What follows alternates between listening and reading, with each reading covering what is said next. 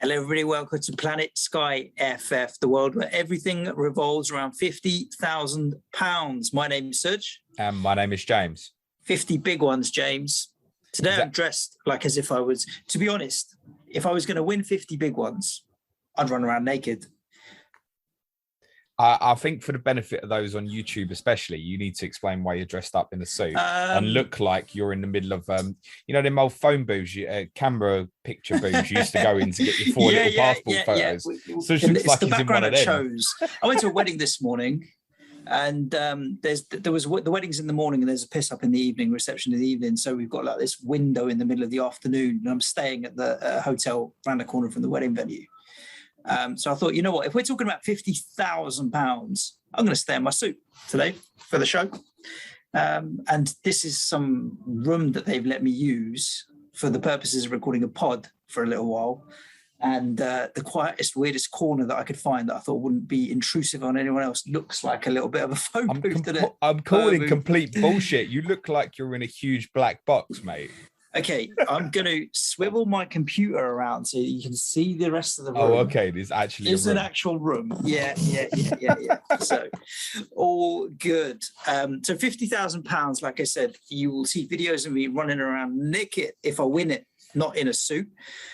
And to do it, we need to get the next phase of the game, the Overhaul 1, right. We've obviously all had an initial 3 weeks. I think a lot of regular Sky players would have seen through interactions on Twitter and other pods and stuff have done quite well. I think the majority of engaged managers have started reasonably okay. I think between me and the top 100 might be 40, 50 points, which I think is good at this point to be only 50 points behind. But we're all on what's the rank? Now. It's about 8,500, 9,000 now, give or take. No screenshot. You below me then? I think I am. Well, and the thing is, your team's locked, so I have no idea how to figure out who scored or didn't. Am I below you now? You could just ask me. I'm on 6,400. Yeah, so I think there's 5-10 points in it. It's nothing at this stage. Nothing. But now we all go into this post-overhaul period in exactly the same boat, in the sense that we all have our unlimited transfers and wildcard. And the planning for the next phase begins. We know the transfer window closed last night. Frenetic. It was a fun day, transfer deadline day, but it's closed now. So we know the players that are in and are not. And we also know the fixtures until the end of October, bar maybe one or two. But we know the fixtures. They're all locked in now. You think now they're locked in? They're locked in. So all the way until the end of October. So actually, really, we could be planning for 8 weeks worth of fixtures. Is it 7 game weeks? We've got 7. I'm not expecting the November TV fixtures before match week 4. No. But it won't be long afterwards, I don't think, actually. So we've got 7 weekends essentially of information to go forward with. And there's a lot. Actually, we'll talk a little bit about it on next week's pod, where we're going to really go into the fixture schedule. We're going to go more and look at kind of a watch list now. But there's presumptions we can make beyond the 7 weekends anyway, because of course European fixtures. We know who's Thursday night football and so on and so on. We know the dates of that kind of stuff. So yeah, will be interesting. We know now that it doesn't massively help for fixture planning, but no Champions League teams on a Wednesday will play 12:30 on a Saturday, for example, that kind of thing. So yeah, we can piece it together. In today's pod, James, we are going to go through players that should be on your watch list. And for you Sky managers, you'll probably want to pair this with next week's podcast, where we will look at the fixtures you want coverage from, decide what teams you want coverage from based on the single game days and what have you, and then come back to the players you want to piece the jigsaw together. A question for you before we get into each individual team and the players. Fear of template for you. Do you think that we're in a situation where coming out of Overhaul, there'll be a lot of similar teams, or do you think actually now we might see people diverging away a little bit? A little bit of both. And I think that's kind of dependent on, I've not taken in any other Sky Fantasy content so far this season, but I imagine the groupthink that we spoke quite a bit about last week is going to be quite similar. It's noticeable that Ronaldo's been brought into about 15,000 teams inside 24 hours. So, that's going to grow. and there will be the pressure and the FOMO to go with it. I mean, as I saw Liam Doran put on Twitter, who won Sky a couple of years ago, he put on Twitter last night and said Ronaldo only have to walk on the pitch and he'd probably be mad at matching that Newcastle game. So there is going to be a bit of FOMO in terms of going against that. I think one of the things that's already in mind is Ronaldo versus Bruno. Will there be a case to go with both? And I've not looked at it in any major detail as yet. And to be honest, the final decision may well be influenced by what happens if you don't go without Bruno. How do you get there? And what the ownership of the two players is we get nearer the time. I don't think it's impossible to go with both, but I mean, the likelihood is when you want Lukaku and Salah and Kane and all these other players, that there's going to have to be some sacrifices. I think we've spoken about this a lot in FPL, about jumping between premium players. It's obviously what you need to do in this game. When you make that Ronaldo or Lukaku decision at the start, for example, you don't have to sit there for 7-8 game weeks. You know, they can sit there for 2 games, bang, Lukaku for 2 games, bang, Kane for 2 games. This is where it's going to be at, I think, is jumping properly between these premiums, which does mean that the other choices in your squad become far more important because you need to get them right. Correct. And I think the way that the point scoring works in Sky compared to FPL means that where a lot of people might go straight to Ronaldo and Bruno becomes less attractive, for example, because of the different ways that you can score points in tier points. I think the decisions are quite different to what they would be in FPL. I don't, for example, and we can debate this out, I don't think the gap between Bruno and Ronaldo is as big in this game as it is maybe in FPL in terms of people's mindset. But also the positioning, like in both games, midfielder versus a forward. In this game, the price is basically the same at the moment. I don't know. I do feel like Bruno, in FPL, I'm much more swayed towards Ronaldo. In this game, I feel much more swayed towards Bruno. And I probably don't actually have the... I'm not convinced it'll be that way because no matter knowledge what, to think about it. It's recency bias, right? Ronaldo's just dropped 2 1-pointers. If he'd have dropped the 2 1-pointers and then got 23 odd points against Leeds, maybe people might... Bruno, you mean? Yeah. I was thinking, when did he play? Obviously, I'm just giving you statistics from 2007. If it had been the other way round, people would be, can't do without Bruno. But because he's had 2 blanks in a row and shitty 1-pointers, the recency bias is definitely going to affect people. Ronaldo's a new shiny toy, right? I think a lot will end up going that route. Cool. Well, let's talk about these teams then. We'll go A to W. And the reason we'll get to Z is there's no XYZs. Arsenal, top of the list.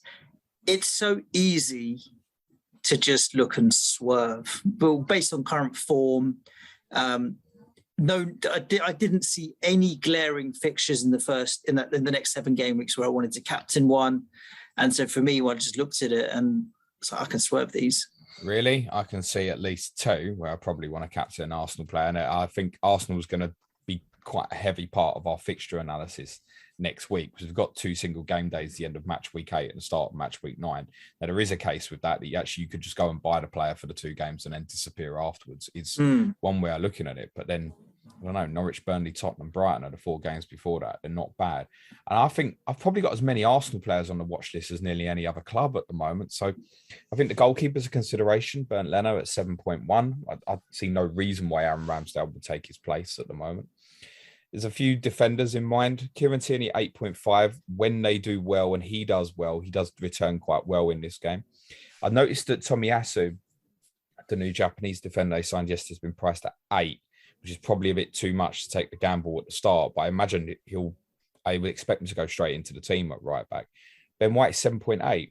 And that's the one a lot of us were looking at pre-game week 1. I think it's one that not many will be looking at now because of what we've seen from Arsenal in the first 3 match weeks. But they do have a good set of fixtures. It's really worth considering. And they're definitely going to be a couple of captaincy days in there.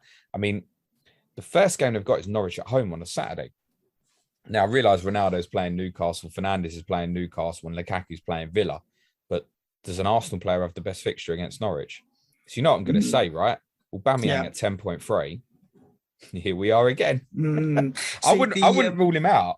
Yeah, I looked at those 2 single game days. The single game day that gave me the biggest was Palace Brighton. And I'm like, Right, so I'm going to end up with... I think the Arsenal ones are worse than the Palace Brighton. Yeah, then I thought about Webster, and I thought, actually, you know what? If I've got Webster, then that covers me off on that game. The Arsenal Palace game, yeah, I can see what you're saying. And then the Villa game, I'm likely to have a Villa asset though, so that would cover me off that one potentially. So, but Ben White at 7.8 relative to the price of other defenders in the game is actually cheap. Yeah. Saka at 8.5, Odegaard 8.2 don't necessarily appeal in the midfield area. Smith Rowe at 7.5, I think should be on people's watch list, I think. He's a good player. I think he's already popular with the pundits in terms of the possibility of picking up man and matches and stuff. Are tiers levels going to be there? No, not at all. But if he can get you the odd return in a single game days, would be of interest. And I think he might be one where you just, I don't want Arsenal. But 7.5 for a regular attacking mid is going to be of interest, I think, when it comes to it and you're trying to fit all these players in. That's why I think he would get the favouritism at $1 million cheaper than Saka, I think. What about Villa? A number of us started with more than one Villa. Martinez, Buendia, Ings, very popular. Watkins kind of faded away once Ings joined. I had Martinez and Ings. I think you had Martinez and Buendia. Villa are almost a complete no-go at this stage. They were the kind of opposite at the start. It was like, I need to have at least one. Quite a few had sort of 3 or 4. Now fixtures are bad. Yeah, exactly. I mean, you've got Chelsea away, Man United away, Tottenham away, and Arsenal away in their next 4. Their next 4 away games. It's 4 of the next 6. Everton and Wolves, the 2 home games. It's not great at all. And I think Emi Martinez was the sort of one you could go, yep, I'll stick him and go and forget about that. But he's going to miss game week 4. There's a good chance he's going to miss match week 8 as well. So that's grim. The defensive prospects are probably quite grim without him as well. I think Konsa at 7.5 would probably be the best one, but you've already mentioned Adam Webster at Brighton at 7. You're not going now. Buendia at 7.9 is reasonable. Danny Ings at 9.1 is a good price, but I don't believe anyone's starting with any of these Villa players personally. What about Brentford then? In terms of, do we need them for any captaincy coverage? And so is that a consideration in picking Brentford players, or is it just the case of, do you know what? Because we all need at least a couple of cheap players, they are the place where we can go and find some cheap talent that will tick along nicely for us. It's that. I think they've caught a bit of attention because they've just started quite well, particularly defensively. Obviously, just the 1 goal conceded in their first 3 games. They don't have a good upcoming fixture run. But I think if you're going with some of these cheaper guys, you're looking at it as a longer term. I don't want to fuck about with that position anyway. So there's a few that come to mind because basically Brentford's backline is kind of all under 6.5 defensively. The goalkeeper is of interest, I think, at 6.3. He looks decent in goal, David Raya. Christopher Ajer and Rico Henry are 6.3. I think Rico Henry's probably avoidable in this game, more of a fantasy Premier League asset than a Sky fantasy asset. Jansen's 6.2. I think the standout is Ethan Pinnock at 6.1. He's the one who's had the passing tier in a game so far, and he's the cheapest of the 4 as well. So I think Ethan Pinnock at 6.1 is quite interesting. Should they switch to a back 4, I think him and Ajer would probably be the first choice, but I don't see that changing anytime soon. I think we'll probably stick with a back 3. I think Pinnock at 6.1 is quite interesting, actually. He's not going to do a lot for you over the next 6 game weeks, but sitting there budget-wise, there's a couple of cheap... Yeah, exactly that. There's a couple of cheaper ones at Watford, but I think Pinnock's probably a little bit more secure. Sergi Canos impressed in the first 2, mainly because of tackle tier numbers were off the scale in the first 2. He didn't pick them up at the weekend at Villa.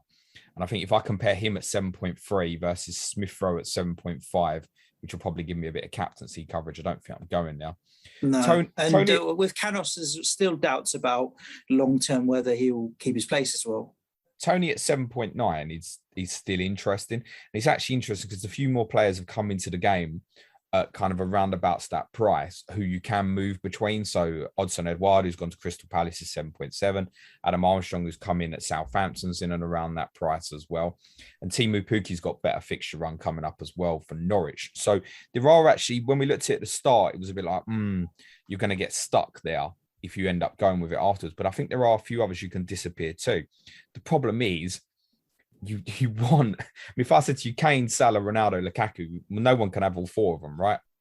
Mm-hmm. That's going to take up a lot of the forward line, isn't it? So Yeah, I can't see myself with a cheap forward. When I was looking at it, I really do think I'm going to end up with at least Antonio, Kane, and a Bamford or something like that. I can't see myself squeezing in a cheap. I can't see me going with Tony as well, exactly because of that. You've got Antonio at 8.8. I think Calvert-Lewin, if fit, at 10 is probably a good captaincy option the first Monday night against Burnley. So it's going to be the one thing a Tony and staying at someone in and around that area does do is it probably allows you a little bit more defensively. And I am conscious of not ignoring that, ignoring what the likes of VVD, Diaz, Rudiger, etc. can be doing over the coming game weeks. What about Brighton? Webster that we've mentioned, I think Webster, there's probably only a handful of players that I do think are really going to sneak into my starting 11. And he's one that I would almost stick a flag in the ground now and say, I mean, Webster's likely to be in there. Yeah, I think he's going to be very, very popular. Adam Webster at 7 million. It's not to discount Lewis Dunk at 8.2. And I'm almost certain that Dunk, when he goes back to the centre of the back three, and I wouldn't be surprised if he does that at Brentford in game week 4, will start scoring much better. At the moment, there's not a lot between them. So I think the obvious thing to do is to go to Webster. And the 1.2 saving does seem worth it at the moment. But honestly, I would not discount Lewis Dunk at 8.2. If it's affordable for me, I will pay the extra for Lewis Dunk over Webster. I agree with you. I'm just working off the assumption that it's not actually, to be honest with you, because I'll spend my money elsewhere. But we shall see. Midfield attack?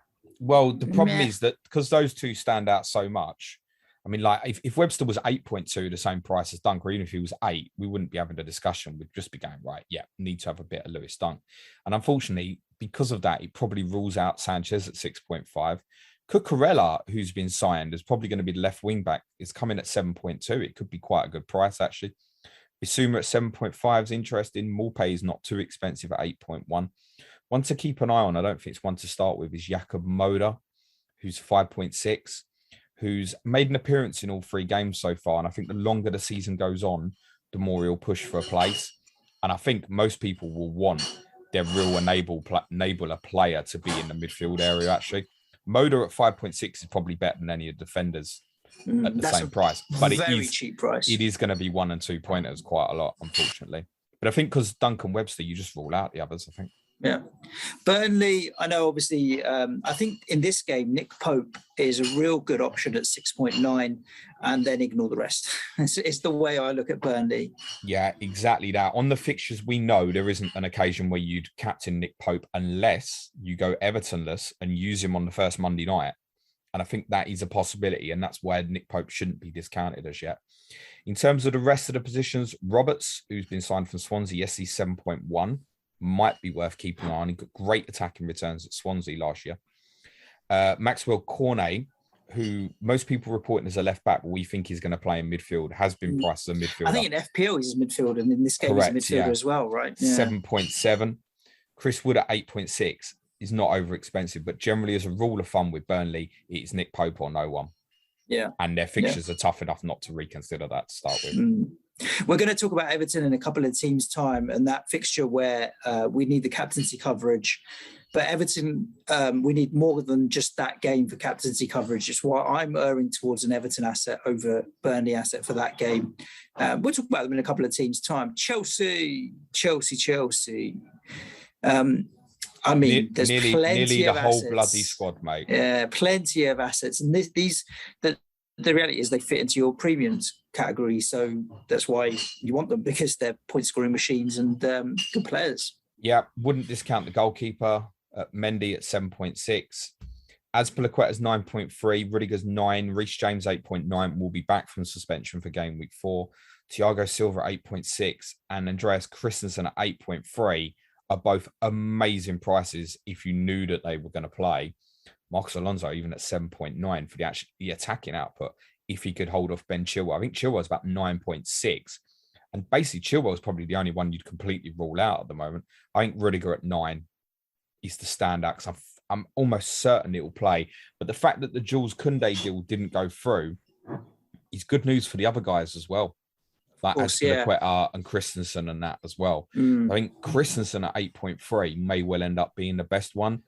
I just know that the only one that would cover for Rudiger at the moment as left-sided centre-back is Christensen, and it's not a comfortable position for him. I think Rudiger's been exceptional the last 9 months or so, and I think he's an absolute lock at 9 million. And the prices are close enough not for me to worry fucking about with it, I think. Rudiger 9 million, I think, is almost a certainty for me. I obviously with the overhaul, I'm not 100% sure, but I do feel like in this game and in FPL, I'm likely to hold off my Chelsea defensive asset for 2 or 3 more weeks with the stupid blind hope that Christensen plays every game, plays well. And when I get to getting a Chelsea defender, I can say, right, Christensen's the one that I can go to. It's probably stupid blind hope, though, more than it is any kind of sensible strategy. One of the problems, and we talk about this a little bit more next week, there isn't a good entry point for Chelsea. So it probably is you want to start with it, particularly with the first game being Villa on the first Saturday. When their fixtures are good, they're always going first. There isn't a good entry point for them. So I think you want to start with what you want to start with. Lukaku obviously cannot be discounted at 11.3. I think so many will go Ronaldo captain first day, and I think he's a great alternative. Havertz 9.5, Mount 9.2 are really good. And I think Jorginho at 8.3 is as well, actually. It would be handy to know who's going to take the pens from, because if Jorginho was going to take them, it makes them far more interesting than if Lukaku's going to take them over. I suspect Jorginho will probably stay on them. And I think, although Sal Niguez is coming on loan from Atletico, I think that's been done because it's an area they're short in. And I think with Champions League competition, they need 4 midfielders. I think Jorginho and Kante are first choice. And their Champions League draws not the hardest. I know they got Juventus, but Juventus finished 4th in Italy last year, Zenit and Malmo. So I expect Chelsea to go full strength in the majority of Premier League games. I wouldn't discount Jorginho at 8.3. I think it's a good option. And what about Crystal Palace? We talked about them on the main podcast at the start of the week. And I know you've highlighted Conor Gallagher at 7.3 as a real good potential enabler. Do you have any kind of insight into him in terms of being a box-to-box player? Is he likely to be able to pick up tier points on tackling, passing, and so on? Or he was a player we talked about last year when he was at West Brom, because he had a little spell of picking up the tackles and stuff. And I think he will do again. And I think he's likely to pick up the very odd shots here. He looks like he's going to be the one from the midfield 3 that pushes on. And you've already mentioned that Palace Brighton game on Monday, the 27th of September. If you don't want to go with Brighton defensive, obviously Conor Gallagher offers a great alternative at 7.3. And it's very much at an enabler price. Gehi, I think, is the standout at 7.2, but there haven't been any passing tiers since the surprise pickup at Chelsea in match week 1. Gator, do we want to go there, do we? 6.6. I don't think we probably do. And the front 3 actually might all be interesting as the season goes on. I don't think they are from the start because the fixtures are too rough. And I think if it wasn't for that Brighton fixture, we probably wouldn't mention anyone other than Gallagher. Zaha 8.6 is interesting. Benteke 7.8, Edwards 7.7. At one point or another, I think there'll be an interest. They have a really good fixture swing from game week 11 right through to Christmas and January. And it might be that one of them becomes a decent pickup. But I think from the start, the only one consideration for me would be Gallagher. Talking about Everton and the Toffees, we talked about the game that we need the coverage for. I looked through the squad in terms of the prices of the various players and ended up circling back down to Pickford as the simple, easy option. I was like, Calvert-Lewin's carrying an injury. A couple of the others are too expensive, and kept circling back down to Pickford at 7. I think Pickford at 7 is definitely on the shortlist for me. Could well be my keeper, part because of that opening Monday. I think the one I want for that game is Calvert-Lewin at 10 million, as long as he's past fit. Yeah, but his toe is a problem, right? Well, it's possibly a thigh injury now as well. Oh, wow, so okay. You do not want to go in with a player that's not going to play the first Monday night. And owners had a little bit with his Calvert-Lewin last year. Is he, isn't he? And I think unless it comes back next Thursday, Friday, yep, he's fine for Burnley Monday, then I think he's a probable skip. And then I think for me, it really does then probably mean I would start with Pickford or Pope because of that first Monday night game. Luca Dean at 8.5, I would not consider. He'll have spells of being absolutely brilliant, but there's no tier levels in him. So a no for me. Interestingly, they've got 3 midfielders all at the same price. Alan, Decore and Damari Gray are all 7.8. And I think all reasonable options. Alan will tick along with passing and tackling tiers. Damari Gray is obviously on a little bit of a streak. we spoke on our FPL podcast on Monday in terms of don't have that preset idea of he's shit, just judge him on what he is at Everton at the moment. And I think he offers an alternative for that Monday night with Burnley. And so does Decore. If he stays fit, he'll tick along with a little bit of everything as well, actually. With Charlison at 9.1, I don't actually know what his availability is going to be like for that Burnley game yet, because the Brazilians may get banned, right? Which is a potential issue as well, which brings us nicely onto Leeds United, I think, Suj. The other thing with Dominic Calvert-Lewin is the alternative of Patrick Bamford. And in every format of the game at the moment, I think I'm going to bank on Bamford over 7 or 8 weeks with the uncertainty on Calvert-Lewin. Plus, it's a little bit cheaper, which then circles me back down to Pickford if I don't go with Calvert-Lewin. And yeah, it does lead us on to Leeds, where Bamford and Rafinha are real good standout options. Rafinha with the brackets of FIFA want to ban players not going to their international sides. So what do you do? I think Bamford is highly likely to be in my starting 11, post-overhaul 11, let's say. He's a strong option, as are many others with Leeds, because there's the Friday night fixture away to Newcastle as well. And I don't think many of us want Newcastle players. So a Leeds player looks really important for the Friday night. I think Meslier at 6.9 is very reasonable. Defensively, Ayling at 7.8. I really like Llorente at 7.1. I think he's an absolutely brilliant price. I think he'll pick up some passing tiers. The problem with him is injury record is a nightmare, and he may be a problem to get away with. I wouldn't rule out Llorente at 7.1. Just to throw another budget name into the hat, because I've pre-recorded tomorrow's clash to Correspondents with FPL tactician, our Leeds correspondent, and he thinks Shackleton will get a lot more minutes this year. And he's 5.6 as a midfielder. Daniel James has moved there 7.7. We don't think he will immediately go into the team. Harrison's 8, which means I think that's close enough that you, in this format, you would definitely go Rafinha over Harrison and the others. So I think Rafinha at 8.3 is the other obvious standout. He could miss that Liverpool game, but he won't miss the Newcastle game when you want him most. So there's a few different options at Leeds. I think in the case of defensive, what you have to remember with them is, because they've played the last 2 with a back 3, they'll generally only play a back 3 when they play up against front 2s. So against Liverpool, they'll probably go back to a back 4. Against Newcastle, with St. Maximin and Wilson are fit, they'll probably play a back 3. But I think when it's a back 4, either Cooper or Struijk or even both could miss out. I think in a back 4, their first choice centre-back partnership is probably Llorente and Koch. So I know Cooper and Struijk are quite cheap. I wouldn't go there. Llorente, if he's fit, he's definitely the first choice. And at 7.1, I think that's quite interesting. Leicester is an interesting one. Obviously, a good team with a lot of good players and a lot of good assets. I struggle to find a good entry point, and I struggle to fit anyone in, and I struggle to find a captaincy need either. Although I can't say that I looked in enough detail. What are your thoughts around Leicester assets? Are you likely to start with one, or are you in the same boat as me as well? We don't really need one. Difficult. There's definitely no obvious captaincy need in the start, but you also know that they're a good team and their players will tick over well. Exactly that, yeah. Pereira was borderline for me. I guess he's going to probably miss match week 4 at 8.5, would probably rule him out. It might put Castagne back on the agenda, but I think that's avoidable. If Johnny Evans is back at 8.3, could be interesting. Same with Vestergaard at 7.6. Soyuncu 8.2 didn't hit passing tiers at Norwich. That's concerning. But I also think part of their problems defensively at the moment is Daniel Amati is a very poor footballer, in my opinion. And I think it's having a negative effect on those around him. So I think suddenly they could get Evans, Soyuncu and Vestergaard back fit. They might play a back 3 and those guys might be picking up passing tiers. But I can't see me starting with them. To be honest, if I was starting with one defensive ones, I think I'd go Schmeichel in goal, 7.1. And I can't see it because there's no real captaincy need.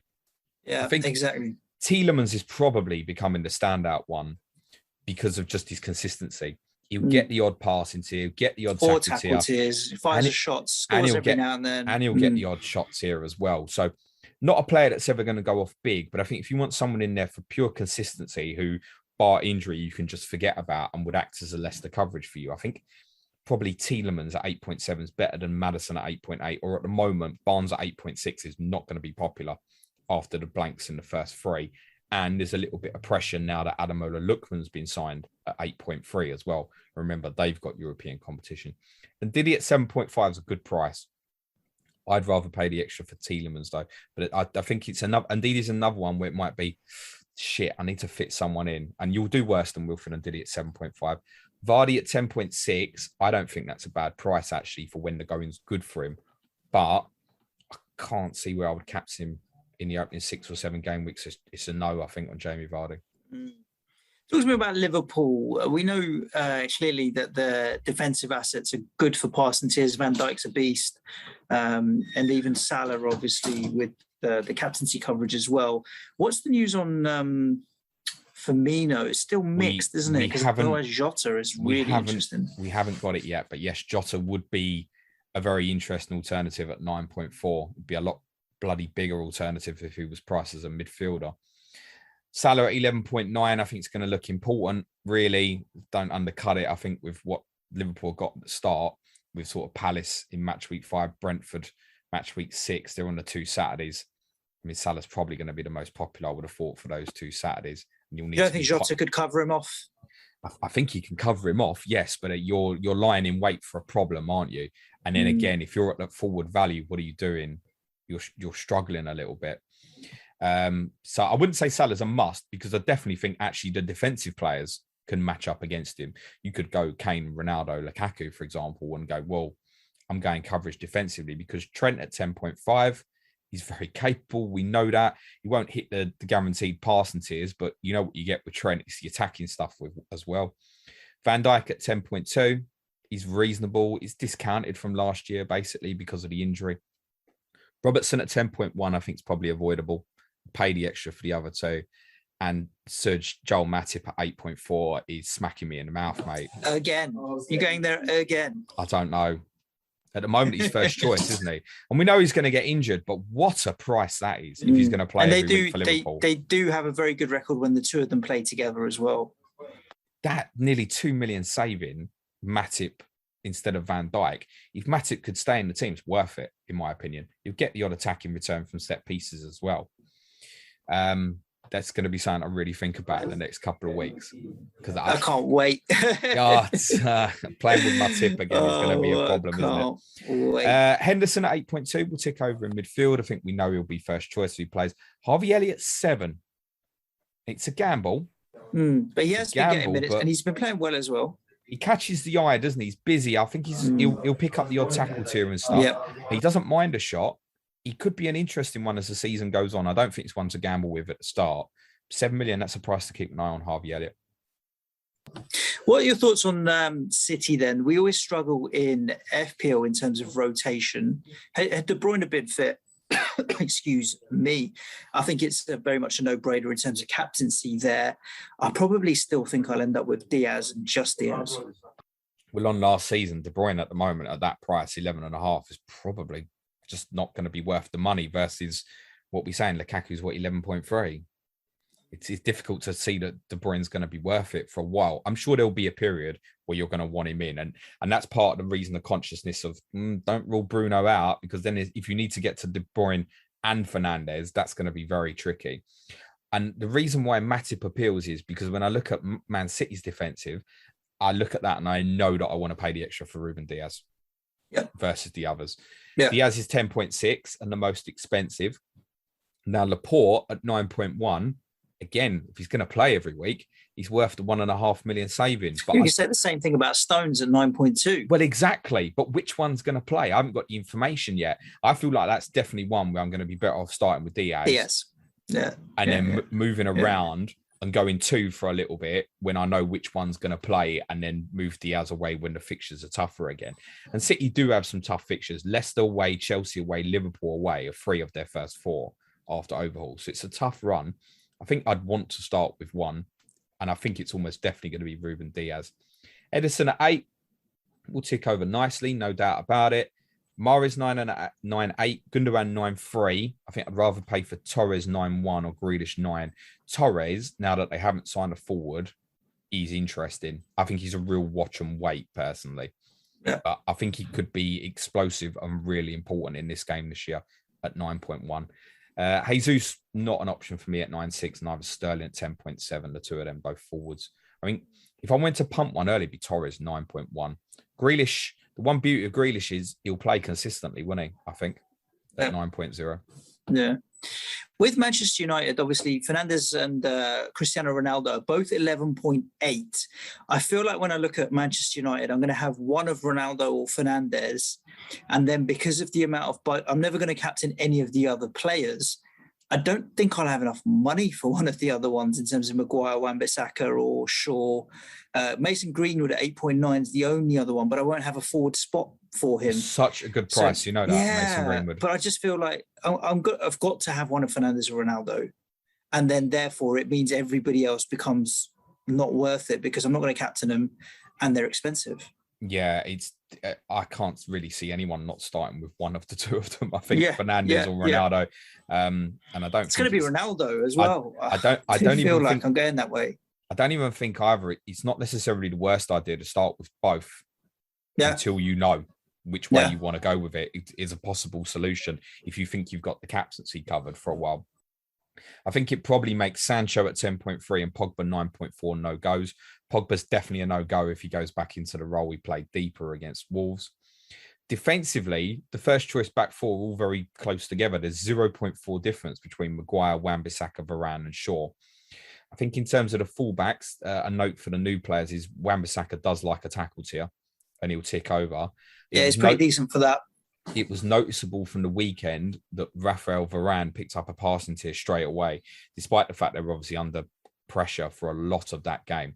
And he's 0.2 cheaper than Maguire. They're both first choice. I think at this point, you'd probably make the saving and go Varane over Maguire if you wanted to. But I think because of the two attacking players, United's going to be a skip, I think, defensively to start with for many people, I think. But that back four should do very well, really. De Gea and Henderson are both 7.2. I think after the way De Gea played at Wolves, he's going to keep the shirt for a little bit, isn't he? But that could change at any point. A few teams coming up now that may be less interest, but Newcastle, I don't think any of Ritchie or St. Maximin or Wilson are badly priced.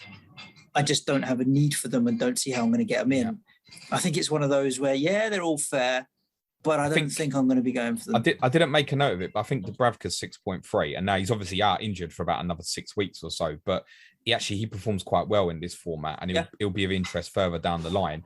I think I just noted in kind of standouts from each position. I think if you wanted one defensively, it's probably Matt Ritchie at 7.1, and they don't have a bad fixtures match week 5 to 9. There is a hop-off point as well, and it would cover you obviously the Leeds captaincy day on Friday the 17th, but I think most of us will be going with a Leeds player. St. Maximin is 7.9 in midfield, which is OOP in this game. He is playing centre forward with Callum Wilson at the moment. Personally, I'd rather play for Wilson at 8.7, but because of the amount of forwards you want, that automatically makes St. Maximin interesting as a 7.9 option. And if you're generally unconvinced about Leeds, I guess he'll sit there and he'll cover you that Friday night. He will get injured. He always gets injured, St. Maximin, unfortunately. But he's the sort of player in this format as well. He'll pick up plenty of man of matches while he's fit and stuff, won't he? Because he's such a joy to watch. The pundits love him. For sure. So I for me, it's a discount because I think I'll almost definitely start with a Leeds player rather than a Newcastle player. Yeah. But I think St. Maximin probably stands out being as a 7.9 midfielder. Norwich. Now, I feel like Norwich are the team that when I've done the majority of my squad and I'm down, I've picked my 9 or 10 that I really want and I've got the money left, I'll go and see what I can buy with what I've got left. You know what I mean? It might be like, all right, I've got 6.5 for a defender. What can I get? And maybe Kabak might stand out, or I need a cheap midfielder. And I might think, you know what, I'll take a punt on Gilmore or something like that. But I feel like they're the team that I'm going to go to when I know what I'm playing with in terms of money for the last 1 or 2 players. They have got a decent fixture run coming up. Some would say it starts now with Arsenal away next, but Watford, Everton, Burnley, Brighton is a decent 4 afterwards. Krul at 6.4 is a bit of a penalty saving monster. We haven't seen it as yet. I mean, a lot of these Norwich players are actually on minus at the moment. They bought in Ozan Kabak, who was on loan at Liverpool last year. He's been priced at 6.5. I think that his main partner will be Ben Gibson rather than Grant Hanley. I know Hanley did very well for Norwich and he had a decent He's getting on a bit, isn't he, really, more than anything else? Decent Euros for Scotland as well. but I think Ben Gibson gets a nod. Now, he could be interesting at 6.1. Very unlikely to see any tiering from them and stuff, but I think Gibson at 6.1 might be one you want to keep in the back of your mind. Cantwell is 7.4 as a player people will know. Billy Gilmour at 6.9 will get the odd pass and tier and tackle tier. He's one to keep an eye on. And I think Rashika at 7 is one that people won't be familiar with, who they should keep an eye on over the next 4 or 5 game weeks. I don't believe you're going to start with them, though. Pookie is 7.7. There is a time we'll talk about it more, but I don't see captaincy requirement for them. No. So it's a no for me. Southampton, again, offering up not many options, but the ones that they're offering up are particularly good. I think Livramento 6.5 is well priced and cheap. He's a good enabler. If he's a good 4.0 in FPL, he's a good 6.5 in Sky. JWP, now that he's committed his future with the contract, doesn't mean he's going to stay there, but committed for at least a little while. I think 8.6, he ticks along nicely as well. And Adam Armstrong, the 7.8, he's cheap. I can't see myself going to Armstrong just because I've got only 3 striker spots. But the other 2 are both ones to watch. Yeah, you've highlighted the 3 players in each position that are worth looking at. Forget the goalkeepers because McCarthy's got the shirt, but I mean, him and Forster are both ropey anyway. And if you decide to go Livramento at 6.5, which is quite an exciting pick, and he may get the odd tackle tier for you and stuff, listen, they're crap defensively and they've got tough fixtures. So you think overlook, James Ward-Prowse is strongly in my thoughts. And there's a fixture right in the middle. We'll talk about this more next week, Sunday the 26th, when they host Wolves. And the other fixture that day is Arsenal versus Tottenham. And Ward-Prowse might be really good captaincy coverage for that.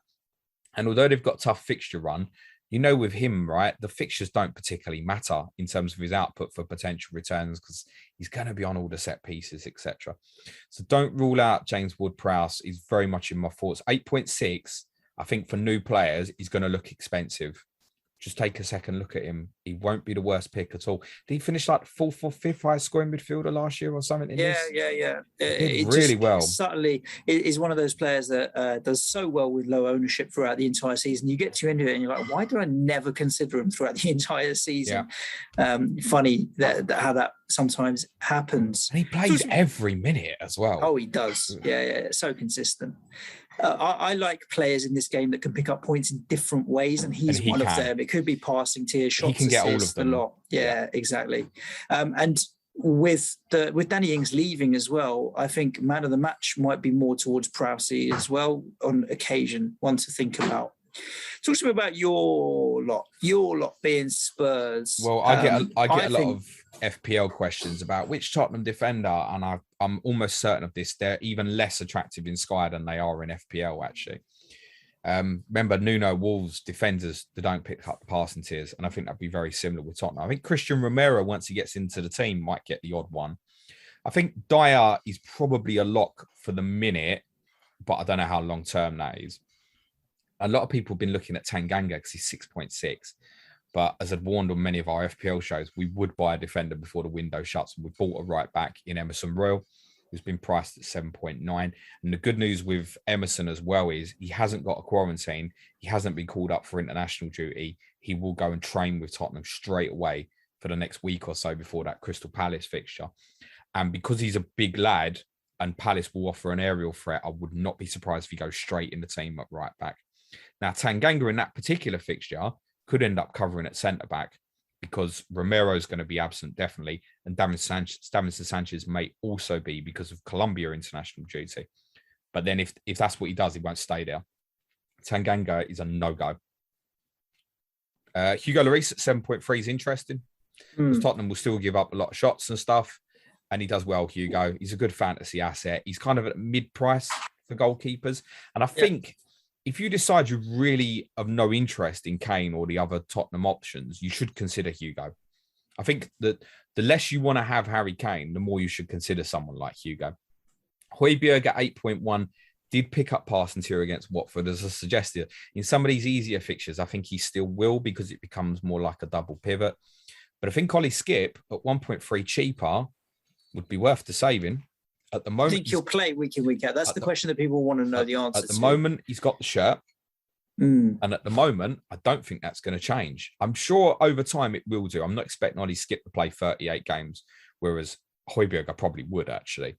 But at the moment he's got the shirt, he's 6.8. The awkwardness is you probably are going to start with a midfield three. If you go with him at 6.8 and then suddenly he's out injured or something, it becomes very difficult to move away.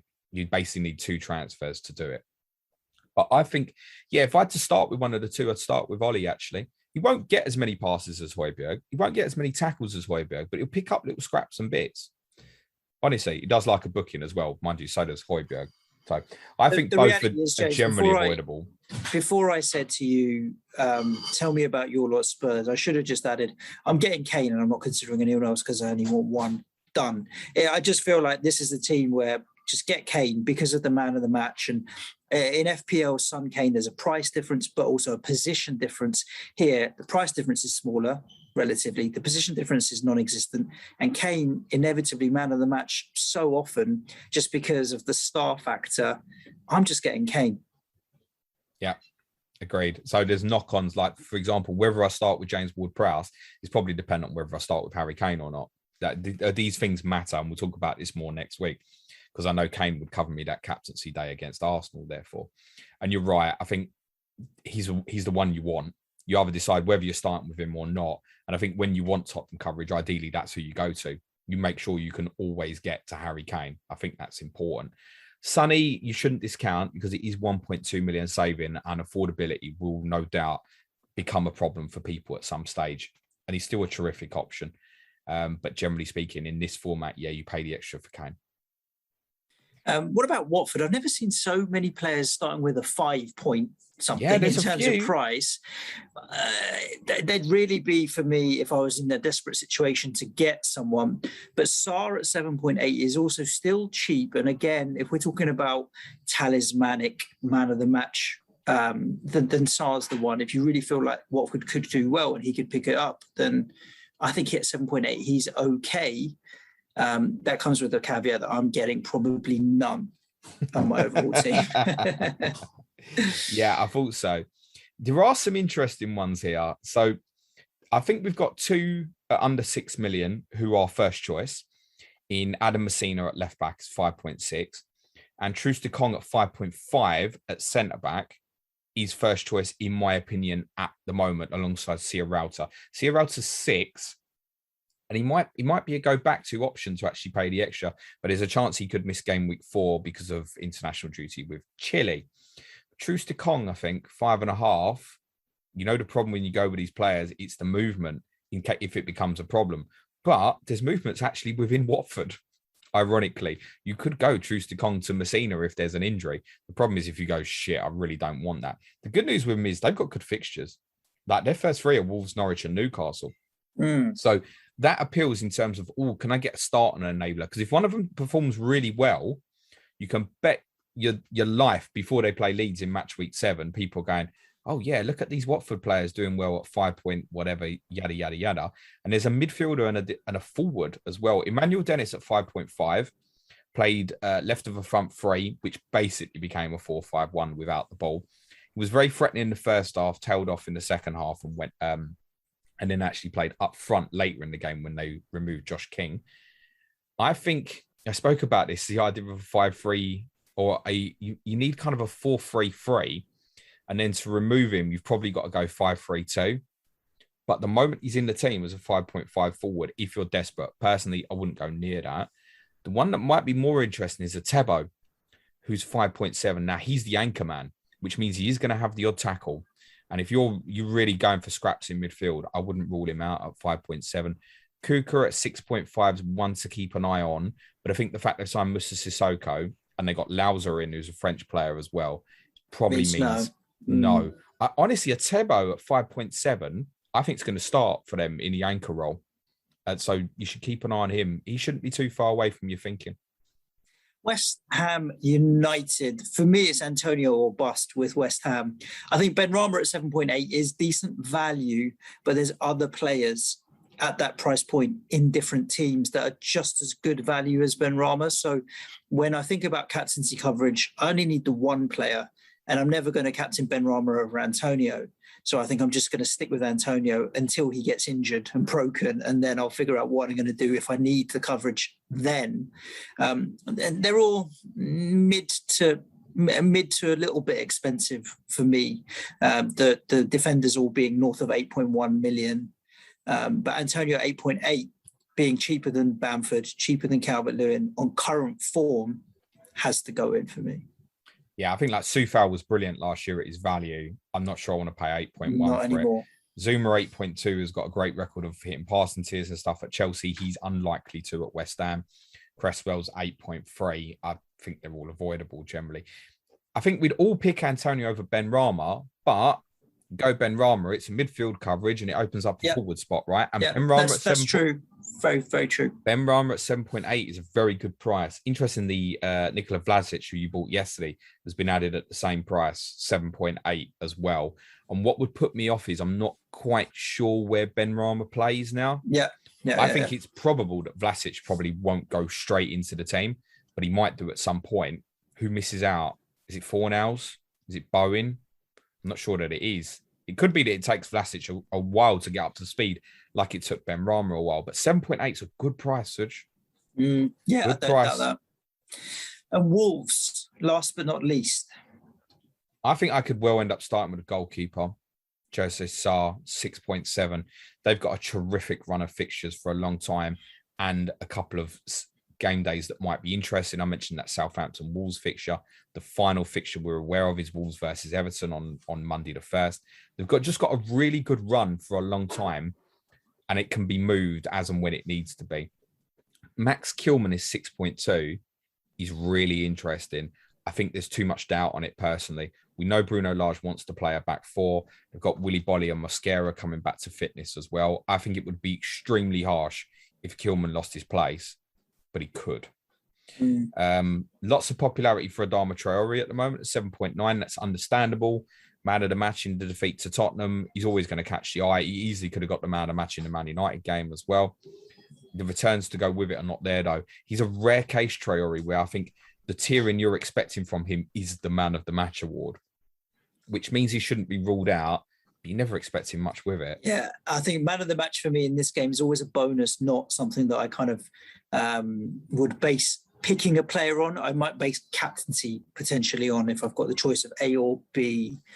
I mean, that's not a huge number of players. I think you're probably talking about in the region of 80 or 90 in total across all of them.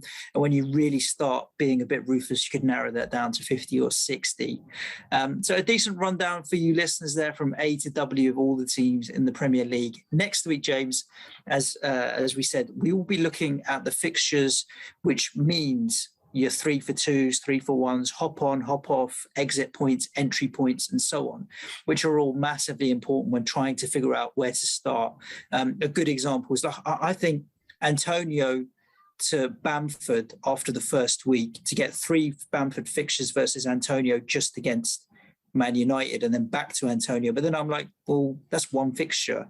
Post overhaul, but you can't because in that third fixture, West Ham and Leeds play each other. So each other, yeah. I was not. That wasn't the one that I was going to move back. I think it was after the next fixture I'd move back. Go one more. It's funny because I'm then planning a transfer a week after overhaul, which goes against my DNA of how to play this game potentially. So really, when you layer in the complexity of the fixtures on top of what we've just discussed in terms of the players, the jigsaw A becomes clearer and B becomes more difficult all at the same time. So do make sure that wherever you are listening to Sky FF with us at Planet FPL, you are subscribed, iTunes, SoundCloud, Stitcher, Spotify, etc., and you'll get notified as soon as our pods go live each and every Wednesday. Anything else to add, James? No, that's it for now. Next week we'll do the real delving into the fixtures. I think in terms of that watch list, I mean, we've mentioned, as you said, probably 80, 90 players. I'd say there are 35 in the running for me at the moment. There are a lot of them are just not really in consideration for me.